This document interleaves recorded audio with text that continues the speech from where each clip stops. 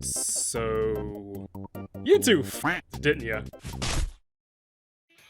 I gotta admit, when I think of a frame made by a possibly mad timeline-jumping scientist within his lab of super advanced technology and talking fish, I can't say that I pictured him creating a death golem out of concrete. Figured he'd use, like, steel or something? I don't know. And D, I gotta ask, why concrete? It seems like a weird substance to make a frame out of, and if we're going that route, can we maybe get one based off of ferrofluid? Because that would be cool. So this is Qorvex, a man built like a brick shithouse who I can't help but see is wearing a crop top. And I gotta say, seeing his initial reveal on his dev stream nearly made me drown to death after I fell asleep and began drooling once I saw just how weak his kit looked. But then I recalled just how many times over the years that D presented a frame that looked weak as hell, only for them to release and be more than viable. And also vice versa. So I held off on judgment until I got my hands on him. And then I got my hands on him and was about to deliver the verdict of a hot garbage. But as I've played him more, his strengths have become more apparent. The biggest gripe that I have about him right now is how many things involving his kit just aren't properly explained to you, and trust me, I am going to talk about them. Assuming that DE doesn't fix them first, anyway. And if you're hearing this, then I won. And if not, then I lost, but I'll be the only one who knows that. And one of these things that aren't well explained played a key role in flipping my opinion on him, which we'll get into later. Passive time. Keeping in line with DE's tradition of making passives boring as hell, we have this. Weapons wielded by Qorvex have an additional +3 punch through. So interesting tidbit about this, Qorvex passive used to be different before release. It used to be that all of his weapons would grant radiation damage, which I feel was more fitting for him. The only explanation I could see behind them changing it is that they released a bunch of mods that add radiation onto weapons within the same update. But like, that wouldn't nullify their uses, it would just increase the amount of radiation damage that the weapons did. And even if they did, this is one frame. So who cares if their passive nullifies a mod or two? It's not like we haven't done this in the past. So I really don't like this passive, because Qorvex isn't much of a weapon slinging frame. He just doesn't have anything that encourages him to focus on his arsenal, like say Mirage or Chroma. He's more focused on his abilities, so giving him this passive just makes no sense to me. But yeah, not really impressed with this. It doesn't fit his playstyle and just feels like they tried to solve a problem that didn't exist. So for first impressions, it looks like this foundation isn't as concrete as we were hoping for.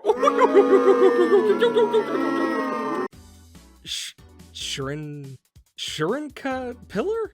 I no longer care. Chyrinka Pillar is our first power. On cast, Qorvex tosses out one of those thumpers from Half-Life 2 that sends out pulses periodically, causing guaranteed radiation procs. He can have a maximum of 2 pillars out at once, not affected by mods, and ticks slow enemies by 35%, also not affected by mods. Chyrinka Pillar is one of those powers whose usefulness is almost entirely reliant on other powers. The pillars can be overcharged by hitting them with either his second or fourth power, but I'll get into those effects later on. If there's one gripe I have, it'd probably be that its base range is pretty damn pathetic for what it is. Not only does it have a line of sight check, but its base range is only 8 meters, meaning you need a hell of a lot of range just to get it to cover even an acceptable amount of the tile that you're on. Even Zaku's armor strip auras have higher base range, and those are far more powerful than these things. So I feel like a bump of range up from 8 meters to 12 would be more than fair for that reason. But yeah, on their own, the pillars don't do very much. So this is some prime augment opportunities for improvements here, DE.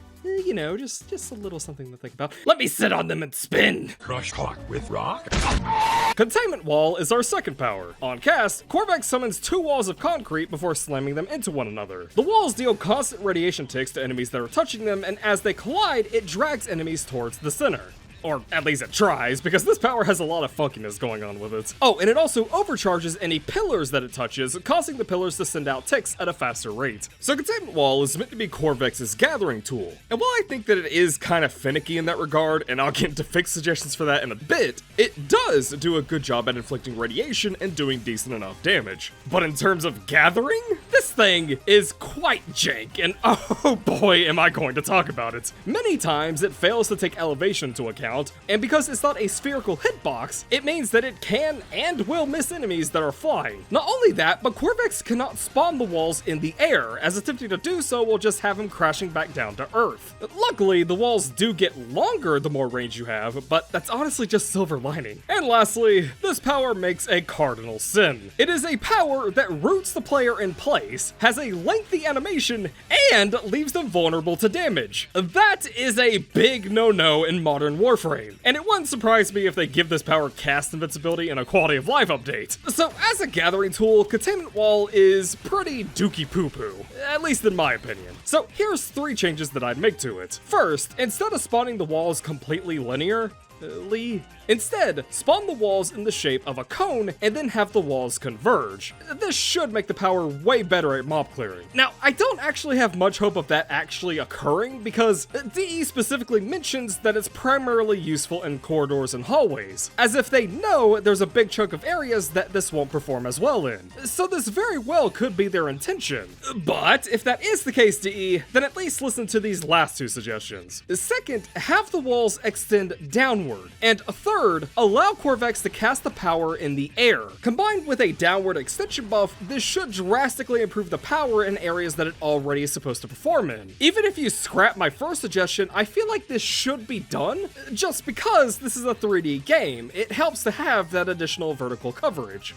But yeah. In short, Containment Wall isn't very good at containing, and is only somewhat serviceable at being walls. Next up, we have Disometric Guard, which grants Qorvex and his team with an affinity range a number of concrete plates that protect against status effects. Qorvex can gain more than he gets on the initial cast by either casting the power again, or killing/assisting with kills on enemies that have rad procs. And surprisingly, it doesn't give any other defense buff. No DR, no overguard, no nothing. It's just a status immunity and status cleansing power. Now for Qorvex himself, this isn't too bad since holy mother of god, his innate armor value is ridiculous. He actually dethrones Valkyr Prime in terms of having the most base armor in the game, in fact. But if this was on any other frame, I would have some gripes, since there's a reason why powers that typically cleanse or block status effects usually do something more than just that. Because status cleansing is more of a cherry on top of a sundae rather than the sundae itself. So this strikes me as the kind of power that's going to get an augment that drastically improves on what it provides. But until that moment comes, this is probably his most subsumable power. Containment Wall has problems, but it does buff his pillars and debuffs enemies. Oh, and it also does like 4 damage to enemies within like 2 meters on cast. Someone at DE put this in as a function, knowing damn well that it was meaningless to do so. Okay, I know it's meant to protect him during cast, but come on. Also, one last thing. Remember how I said that Qorvex has a bunch of poorly explained things relating to his kit? Well, here's an example. What the fuck does this mean? Is it 10% chance for a status to be blocked? Is it 10% chance per fragment to block a status? Well, the answer is that it is the chance for you to gain a stack on kill. See, I thought that you always got 1 on kill, but I guess not. Why this doesn't say stack gain chance or something is beyond me, but there you go. And finally, we come to the core of his kit. Literally, like it's a core in his chest. Crucible Blast causes Qorvex to drop the screwdriver, thus causing the demon core in his chest to fire out a beam. Enemies hit by it take multiple radiation procs, and additionally, for a short time after making contact with the beam, irradiated enemies hit by the beam cause chain reaction explosions amongst each other. These blasts do not require line of sight and become stronger the more status effects that are on the targets. Without a doubt, this is the power that saves Qorvex, and it's for a few reasons. Not only can the beam put put out solid damage on its own, but is also responsible for a hidden mechanic that drastically changed how I played him. So, like Containment Wall, if you hit a pillar with the beam, it causes the pillar to pulse more rapidly. But what the game doesn't tell you, in descriptions or tip sections or anywhere, is that it causes the pulses to inflict Crucible Blast's chain reaction status onto enemies. So for the entire duration of the pillar buff, it will be marking enemies with chain explosions. I actually went from thinking that power duration in Qorvex was just not worth it, to thinking that it is a secondary priority once I figured this out. Why does the game never tell you this? I don't know. I don't even have a funny quip here. I legitimately just think DE forgot to mention it. So I'll leave a correction here if this gets fixed before I upload this video. But yeah, for right now, the game just doesn't tell you that it's a feature. That, or it's a bug, which, if this gets fixed, I will sit outside Pablo's window each night for the foreseeable future. Oh, and in case you were wondering, no, Containment Wall does not give pillar pulses its damage vulnerability debuff. I tried. Anyway, these chain explosions are of critical importance to how he plays, or at least how I play him. They can do an extreme amount of damage in high density enemy groups, and the explosions do not require line of sight. When you have maxed out range, and enemies are exploding 20 plus meters away from each other and from behind obstacles, that's when you get silly situations like this. On the other hand, this power is very reliant on there being a sizable number of mobs. Believe it or not, strength doesn't affect the chain explosions very much. Enemy quantity is the much bigger factor at play here. To showcase this, here is a group of 3 enemies being swept by my 300% power strength beam.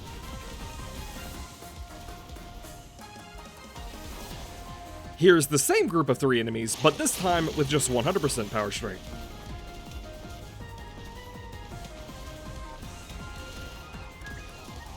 Now, here's a group of 20 mobs being hit by a 300% power strength beam. And here's the same group again, but with just 100% strength.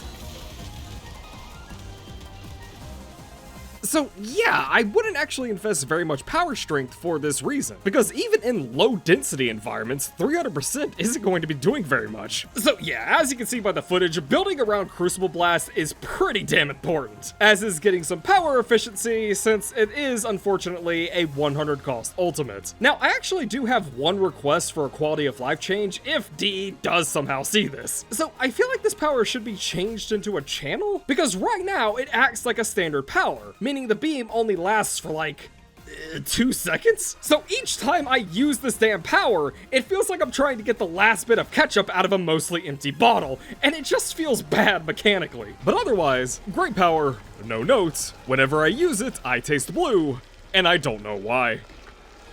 Qorvex is a frame that I feel has a number of issues that are just kind of easy to ignore given how good his 4 is. It's a tale as old as time in this game, and it's something that DE has begun to lean into with the release of mods like this, which is very hilarious to me. So as he stands, all I'd want to see is some quality of life adjustments and some changes to some tooltips. The latter of which I'm assuming is going to happen relatively soon, if they haven't done it already. Make it more clear what this value on his 3rd power does, tell players that pillars inherit the chain explosion effect from his beam, and we're kosher. Well, I got a video out when it was actually relevant this time, and it didn't even hurt that much.